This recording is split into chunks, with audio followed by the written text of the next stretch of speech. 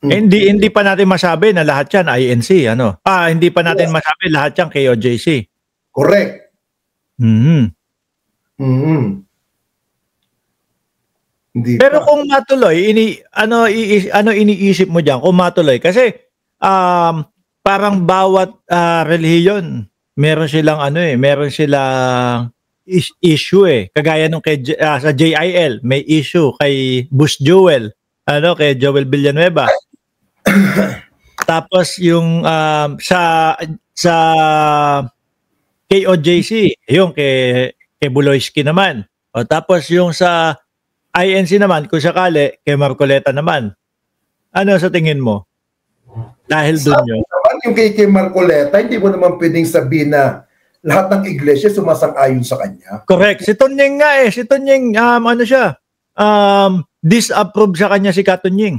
Oh, diba?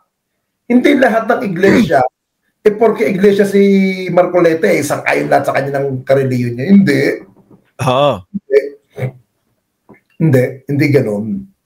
Kaya nga, minsan dati mga sinasabi ko, hanggat maaari, huwag tayong magalit sa iglesia.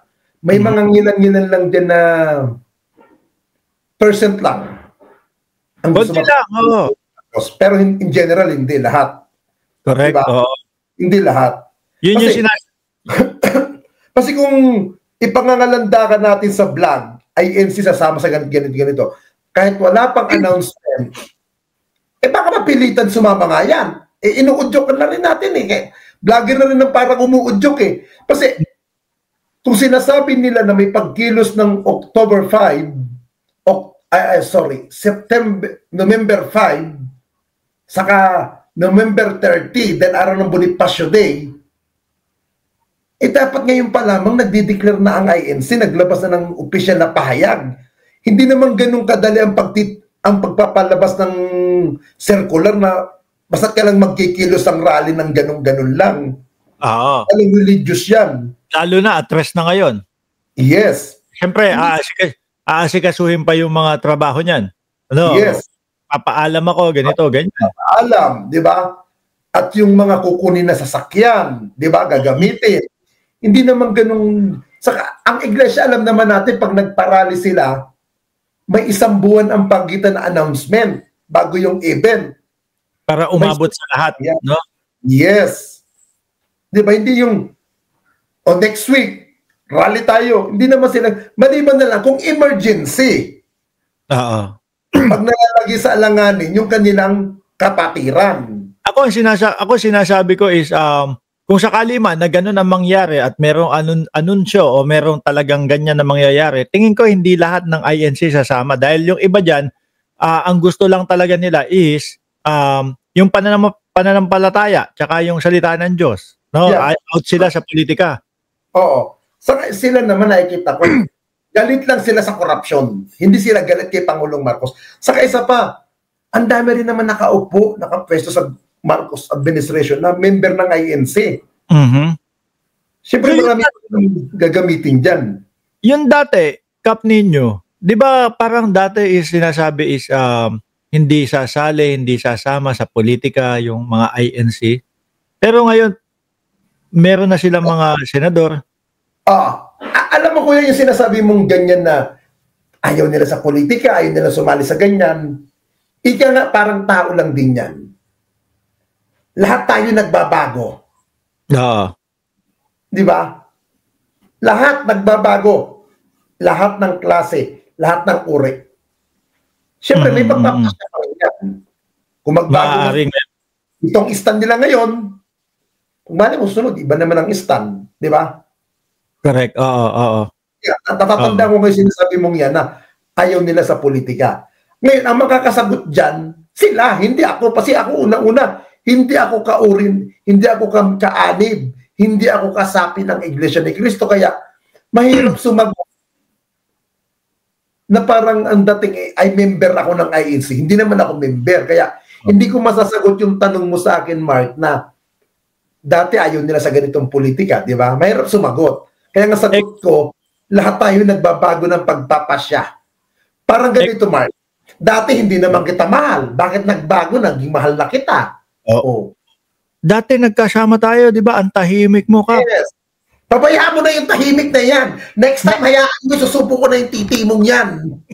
Hindi, sikap. Maikwento ko lang dito sa Biraan PH. Sikap, nakaganyan lang. Tahimik ko, katabi ko. Pero, Susubo ko na lang yung titi mo. patagilid ka palang tumingin nung Kap. No, sabi ko, ba't Kap, patahimik ka? Oo, nakatingin lang ako sa burat mo. Sabi, ganun lang, oh. Tahimik lang. Sabi ko, ang tahimik naman ni Kap. Ang Mark, wag muna tayong maniwala doon sa mga kuro-kuro na sasama ang INC. Hanggat wala siya napahayag. Kasi baka mamaya makuryente. Di ba? Mahirap. Ito naman, may pahayag si Pangulong Bongbong Marcos na ang sabi niya, PBBM hindi natatakot, no? O nangangamba sa rally na darating sa November 30. Mga manggugulo, if ever man, kilala na ng gobyerno. Tingin ko ito base doon sa September 21 na nangyari Alam mo, maganda rin yung ginagawa ng mga taong gusto siyang pabagsakin. Bakit? Sarili nila, sinusunog na nila habang maaga pa. Namumonitor na sila. Malaking bagay yun. Yung open sila sa public, sa social media na ganito ang gagawin nila.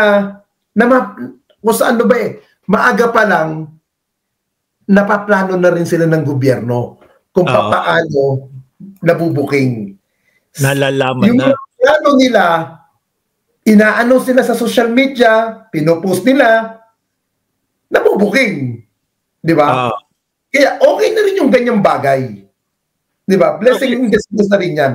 So si Chavit, tingin mo kasama dyan sa nag-ano yan?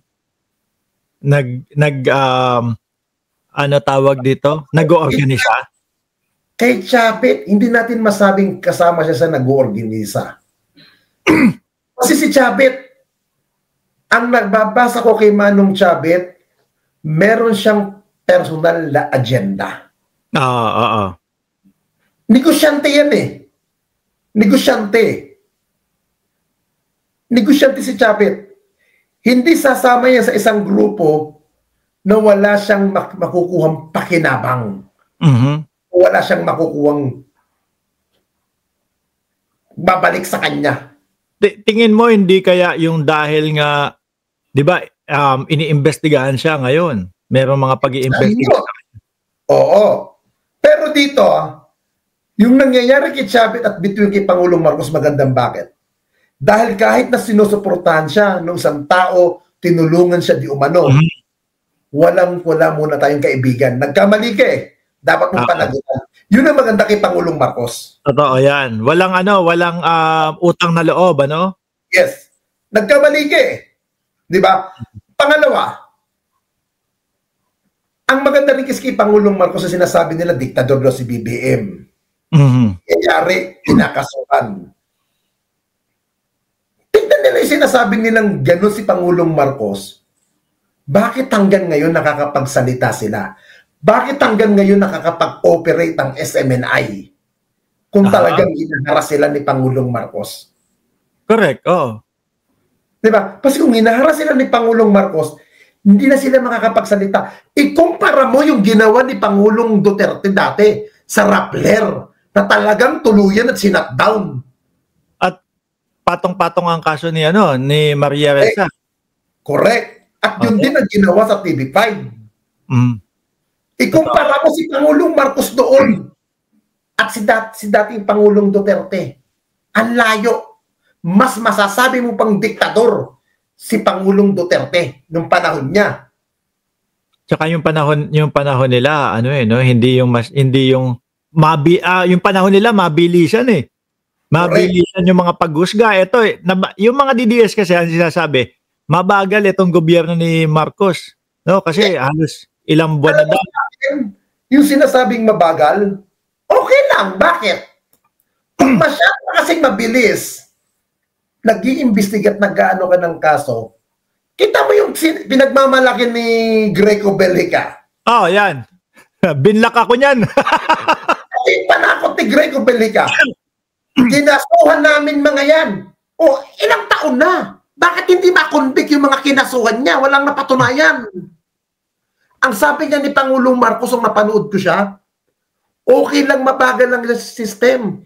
At least, pag nag-file ng kaso, hindi bara-bara. Talagang may pursuit na kasong ipinail ka na mabibigat na kaso at meron kang ebidensya. Ano kung gusto mo? Mabilis ang pagsasampa ng kaso na bara-bara o itong mabagal na ginagawa ng administrasyon? Pero pulido pagpapail ng kaso. Oo. Di ba? Kita mo na lang anong ginawa nung dating administrasyon.